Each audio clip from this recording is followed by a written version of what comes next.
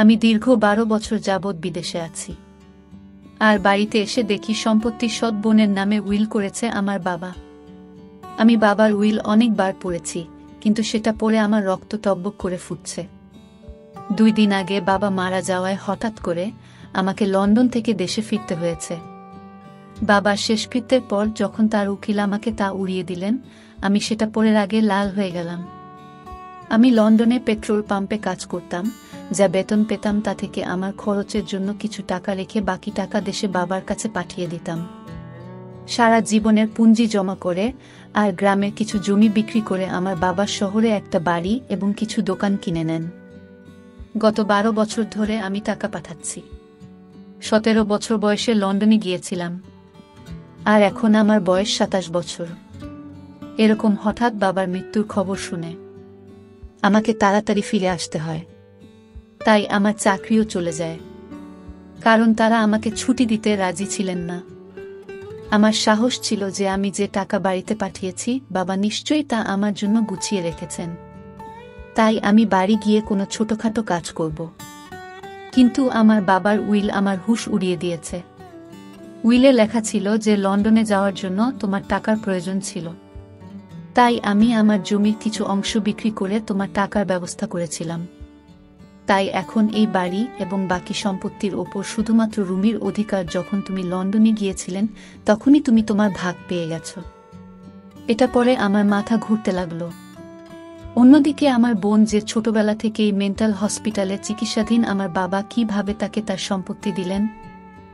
যাই হোক, এটা এমন কোনো বড় ব্যাপার হতো না। যদি সম্পত্তির একটি অংশ রুমির নামে থাকত তাহলে আমি তাকে দিয়ে স্ট্যাম্প পেপারে সই করিয়ে সবকিছু আমার নামে করিয়ে নিতাম। কিন্তু বাবার বোকামির কোনো সীমা ছিল না। সাথে এটাও লিখে রেখেছিল যে রুমিকে যে বিয়ে করবে এবং না কখনো তাকে ডিভোর্স দেবে না, অন্য কোনো বিয়ে করবে, সেই বাবার সমস্ত সম্পত্তি পাবে। মানে আমার এতদিনের পরিশ্রম সব বাবা নষ্ট করে দিয়ে গেছেন। আমার হাতে একটা ফুটো পয়সা দিয়ে যাননি। যদিও বাবার সম্পত্তি এখন কোটিতে পৌঁছেছে, যা তিনি একসময় লাখে কিনেছিলেন। বাবার উইল পড়ে আমার খুব রাগ হলো। এর মানে কি বাবা তার সম্পত্তি অপরিচিত কাউকে কিভাবে দিতে পারেন? যদি আমি রুমির বিয়ে কারো সাথে দিয়ে দিই তবু আমি কিছুই পাব না। এমনকি আমার তো নিজের বাবার বাড়িতে থাকার অনুমতি ছিল না। এই বাড়িতে এসে থাকতে পারবে যার বিয়ে রুমির সাথে হবে, এই অদ্ভুত উইলের সাথে একটা চিঠিও ছিল যা বাবা আমার নাম দিয়েছিলেন। কিন্তু আমি বাবার উপর এতটাই রেগেছিলাম যে আমি সবকিছু একটা ড্রয়ারে ফেলে দিয়েছিলাম।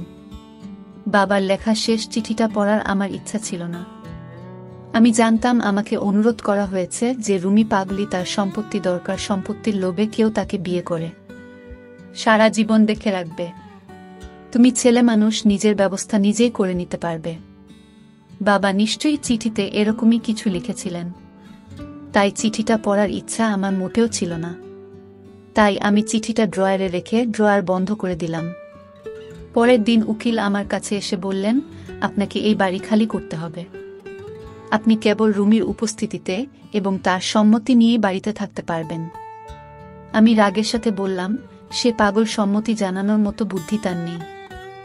আর আমি তার ভাই, এটা আমার বাবার বাড়ি। আমার কথা শুনে সে উকিল বললেন, উল্টা আপনার বাবাই করেছেন। আপনার কাছে আজ সন্ধ্যা পর্যন্ত সময় আছে, হয় রুমিকে এই বাড়িতে নিয়ে আসুন, নতুবা সন্ধ্যায় আপনাকে বাড়ি থেকে বের করে দিয়ে বাসায় তালা দিয়ে দেব। এই বলেই উকিল সেখান থেকে চলে গেলেন।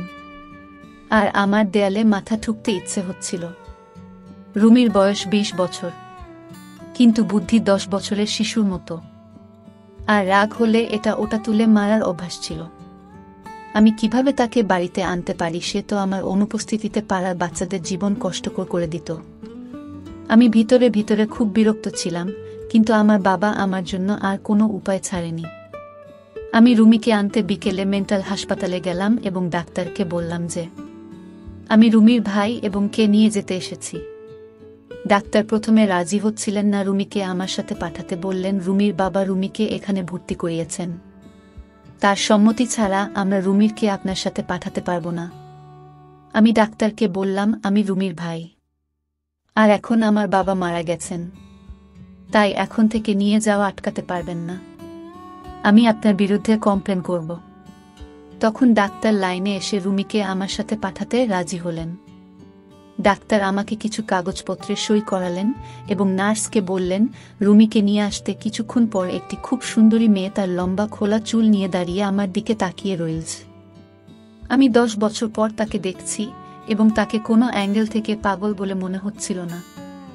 একে দেখে কেউ পাগল বলতে পারবে না এবং এর সৌন্দর্য দেখে চোখ সরাতে ভুলে যাবে। আমি তাকে 10 বছর আগে দেখেছিলাম।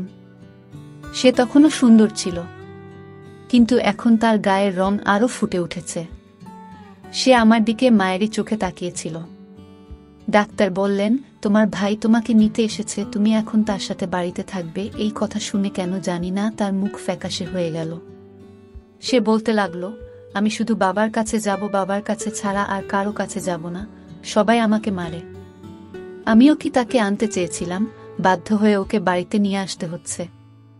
বাধ্য হয়ে আমি রুমির সামনে গিয়ে বললাম, রুমি, আমি তোমার আশু দাদা, ভালো করে দেখো, আমাকে চিনতে পারবে, আমি তোমাকে বাবার কাছে নিয়ে যাব। কিন্তু আপাতত তোমাকে আমার সাথে থাকতে হবে, বাবা বাইরে গেছেন, ফিরে এলে তোমাকে বাবার কাছে নিয়ে যাব। আমি মনে করিয়ে দেওয়াতে সে আমার দিকে মনোযোগ দিয়ে তাকাতে লাগলো। হয়তো তারা আমার কথা মনে পড়ে গিয়েছিল। তাই হঠাৎ রুমির খুব খুশি হয়ে বলল, আশু দাদা। আমি বললাম, হ্যাঁ, তোমার আশু দাদা। তারপর আমি পকেট থেকে চকলেট বের করলাম, যা দেখে ওর চোখ চকচক করে উঠল। আমি বললাম, রুমি, আমার সাথে চলো, আমার কাছে এরকম অনেক চকলেট আছে, আমি সব তোমাকে দিয়ে দেব। আমার কথা শুনে সে আমার হাত থেকে চকলেট নিয়ে আমার সাথে যাওয়ার জন্য রেডি হলো। আমি প্রথমে ওকে বাজারে নিয়ে গেলাম এবং ওর জন্য কিছু সুন্দর পোশাক কিনলাম। আমি এটা করছি কারণ উকিল আসার আগে ওর চেহারা কিছুটা ঠিক করতে চেয়েছিলাম। কিন্তু ফিরে যাওয়ার সময় একটা খেলনার দোকানে রুমির চোখ আটকে গেল এবং সে বলল, আশু দাদা, আমার খেলনা চাই। সে আমাকে আশিস না বলে আশু দাদা বলে ডাকত। আমি তাকে খেলনার দোকানে নিয়ে গেলাম। ভেবেছিলাম একটা খেলনা নেবে, কিন্তু সে অনেক খেলনা নিতে শুরু করল। কিন্তু আমার পকেটে এই মুহূর্তে এত টাকা ছিল না। তাই রুমিকে আদর করে বললাম, এখন একটা নিয়ে নাও, কালকে আমি তোমাকে অনেক খেলনা কিনে দেব। কিন্তু সে জোর করতে লাগলো। তাই আমি রুমির উপর রেগে যেতে লাগলাম। আমি ওর কাছ থেকে সব খেলনা কেড়ে নিয়ে রেখে দিলাম এবং ওর হাত ধরে ওকে জোর করে গাড়িতে তুলে বাসায় নিয়ে এলাম। সে বাচ্চাদের মতো জোরে জোরে কাঁদছিল। 1 ঘন্টার মধ্যে ওর পাগলামি দেখে বিরক্ত হয়ে গেলাম। আমার মৃত বাবার উপরে রাগ হতে লাগলো। না জানি কেন সে আমাকে এমন বিপদে ফেলে গেলেন যে আমাকে তার দ্বিতীয় স্ত্রী, পাগলি মেয়ের দেখাশোনা করতে হচ্ছে। রুমি আমার সৎ মায়ের প্রথম স্বামী সন্তান। আমার বয়স যখন 10 বছর, তখন আমার মা এই পৃথিবী ছেড়ে চলে যান এবং আমার বাবা আবার বিয়ে করেন। আমার সৎমা যখন এই বাড়িতে কনে হয়ে আসেন, তখন তিনি তার মেয়েকেও সঙ্গে করে নিয়ে আসেন, যে দেখতে একদম জাপানি পুতুলের মতো হলেও একটু পাগলি ছিল। আমার বাবা আমাকে বলেছিলেন, রুমি, তোমার বোন, এখন থেকে তোমার বোন মনে করো। কিন্তু আমি রেগে বলেছিলাম, এই মেয়েকে আমি বোন মানতে পারবো না। আমি তো আমার সৎ মাকে না, আমার বোনকে কখনো পছন্দ করতাম না। মা মেয়ে দুজনের সঙ্গে কথা বলতাম না। খাবার খেয়ে হয় রুমে যেতাম, না হলে বন্ধুদের সঙ্গে বেরিয়ে পড়তাম। স্কুল থেকে ফিরে এটাই আমার রুটিন ছিল।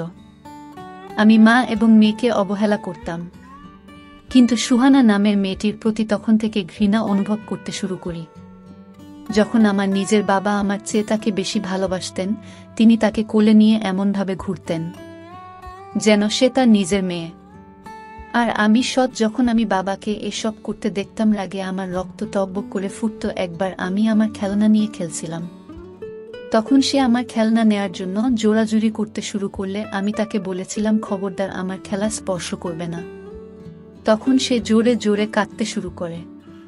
তাই আমি ওর মুখে জোরে থাপ্পড় মারলাম। আমার থাপ্পড় এতটাই জোরে ছিল যে সে ছিটকে পড়ে গেল। এমন সময় আমার বাবা ঘরে ঢুকেছিলেন। এটা দেখে আমার সৎমা আমার দিকে ঘুরতে লাগলেন আর বাবা আমাকে খুব জোরে জোরে থাপ্পড় মেরে বললেন, এই নিষ্পাপ শিশুর গায়ে হাত তোলার সাহস তোর কিভাবে হলো? ব্যাস, তারপর থেকেই আমি সুহানাকে ঘৃণা করতে লাগলাম। সময় যত গড়াতে লাগলো, এই পাগলের প্রতি আমার ঘৃণাও বাড়তে থাকলো। তারপর 17 বছর বয়সে আমি আমার পড়াশোনাকে বিদায় দিয়ে বাবার কাছে যে কটরতে লাগলাম যে আমাকে লন্ডন যেতে হবে। আমার এক বন্ধু তার বাবার সাথে সেখানে গিয়েছিল। আমিও তাদের সাথে গিয়েছিলাম। আমার কাছে কোনো ডিগ্রি ছিল না, তাই পেট্রোল পাম্পে আমি কাজ করতাম। এখন 10 বছর পরে এসে দেখি আমার নিজের বাবা আমার পরিবর্তে তার সৎ মেয়েকে সবকিছু দিয়ে দিয়েছেন। সে এখনো আমার সাথে জেদ করছিল, তাই আমি তার উপর খুব রেগে গেলাম। তাই আমি তার মুখে টেনে চড় মারলাম। কিন্তু এই থাপ্পড়টা যে আমার জন্য এত বড় সমস্যা হয়ে দাঁড়াবে তা আমি জানতামই না। সে জোরে জোরে কাঁদতে লাগলো। বাসায় এসেও তার কান্না থামছিল।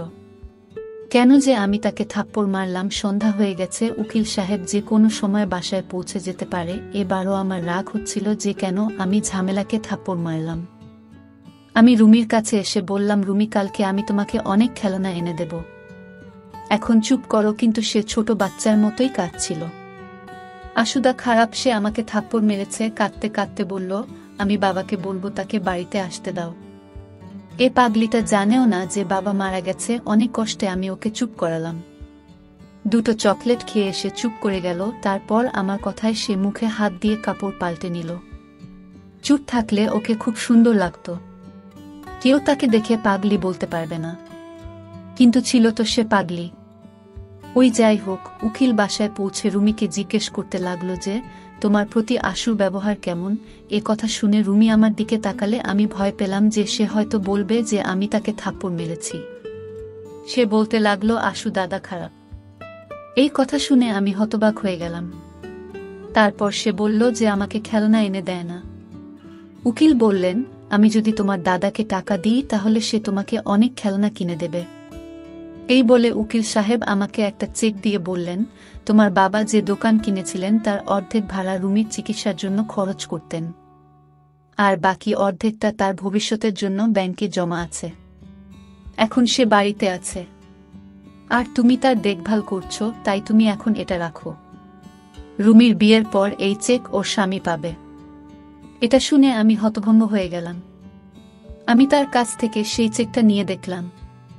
সেটা 80,000 টাকার চেক। রোজগার না করেও মাছটা আর আমি কাটা পারব।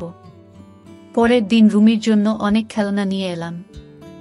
সে খুব খুশি হলো। এভাবেই দিন কাটছিল আর আমি ভাবছিলাম রুমির নামে ঝামেলা থেকে কিভাবে মুক্তি পাব।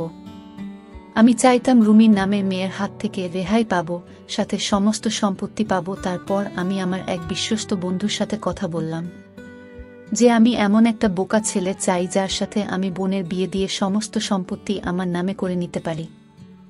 আমার কথা শুনে আমার বন্ধু বলল যে এরকম ছেলে খুঁজে পাওয়া খুব কঠিন। কোনো গরিব ছেলেকে লোভ দেখিয়ে রুমির সাথে বিয়ে দিলে সে যখন বুঝবে যে সে কোটি টাকার মালিক তখন তোকে বাড়ি থেকে বের করে দেবে। আমার বন্ধু ঠিকই বলেছিল। তখন আমার বন্ধু আরও বলল, দেখ আসিস, আমার একটা বুদ্ধি আছে। তুই যদি আমার কথায় রাজি হোস তাহলে সব সম্পত্তি তোর নামে চলে আসবে আর তো কোনো কাজও করতে হবে না। আমি বললাম, ঠিক আছে, তোর আইডিয়াটা আমাকে বলো। তারপর আমার বন্ধু আমাকে যা বলল তা শুনে আমার রক্ত গরম হয়ে গেল। আমি রেখে তার কলার চেপে ধরে বললাম, তুই কিভাবে এসব ভাবতে পারিস? সে আমার বোন। সে আমার হাত থেকে তার গলা ছাড়িয়ে নিয়ে বলল, সে তো নিজের বোন না, তার বাবা মা অন্য আর তোর বাবা মা অন্য, তারা দুজনে আলাদা। বাবা মায়ের সন্তান তো দুজনের মধ্যে কোনো রক্তের সম্পর্ক নেই।